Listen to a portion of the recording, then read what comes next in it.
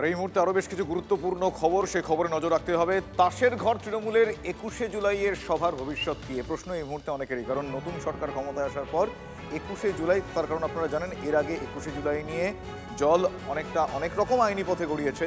আজ বিকেলে তৃণমূলের ছাত্র যুবদের একটা বৈঠক রয়েছে এবং সেই বৈঠকের ডাক দিয়েছেন স্বয়ং তৃণমূল সুপ্রিমো মমতা বন্দ্যোপাধ্যায়। ভোটে হেরে যাওয়ার পর মমতার পাশ থেকে দলের অধিকাংশ নেতা সরে গিয়েছেন। দুর্নীতির অভিযোগে মমতার ক্রাউড পুলারদের অনেকেই এই মুহূর্তে এই সময় শ্রীঘরে রয়েছেন, মানে জেলে রয়েছেন। ফলে 21শে জুলাই কি হতে চলেছে তা নিয়ে একটা সংশয়। এখনো পর্যন্ত এই সংশয়ের কি উত্তর মিলছে আমরা একটু জানার চেষ্টা করবো আজকের বৈঠকের আগেই। বা কি আপডেট, আমার সহকর্মী সৌরভ গুহ এই মুহূর্তে রয়েছেন। সৌরভ, এর আগে আমরা দেখেছিলাম যে 21শে জুলাই নিয়ে নানা রকম আইনি জটিলতা, কন্টেম্পট অফ কোর্ট পর্যন্ত বিষয়টা গড়িয়েছে। আজকের যে বৈঠক রয়েছে মূলত ইউথকে নিয়ে মমতা বন্দ্যোপাধ্যায়, সেই বৈঠকে মূলত কোন কোন বিষয়গুলো আলোচনা হবে কি জানা যাচ্ছে? 21শে জুলাই কি তার অন্যতম গুরুত্বপূর্ণ ফোকাল পয়েন্ট? শুভজিৎ, সাধারণত দেখা যায় যে 21শে জুলাইয়ের আগে ছাত্র যুবদের বৈঠক দিয়েই কিন্তু প্রস্তুতি শুরু হয় তৃণমূল কংগ্রেসে 21শে জুলাই উদযাপনের।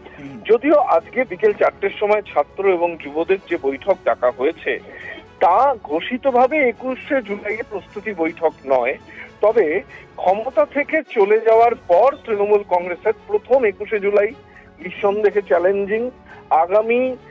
আগামী রাজনীতি কোন দিকে যাবে, ইতিমধ্যেই শুধু ক্ষমতা থেকে সরে যাওয়া নয়, দলের একটা বড় অংশ, নেতাদের একটা বড় অংশ তারা কার্যত দল থেকে দূরত্ব তৈরি করেছেন, নিজেদের স্বাধীন অস্তিত্ব ঘোষণা করছেন। এই অবস্থায় দাঁড়িয়ে 21শে জুলাই কি হবে? আদৌ কি ধর্মতলাতেই হবে নাকি অন্যভাবে হবে? কোভিড কালে আমরা যেমন দেখেছিলাম অনলাইন 21শে জুলাই হতে, তেমন ভাবে হবে? কি হবে এখনো কিন্তু প্রস্তুতি স্পষ্ট নয়।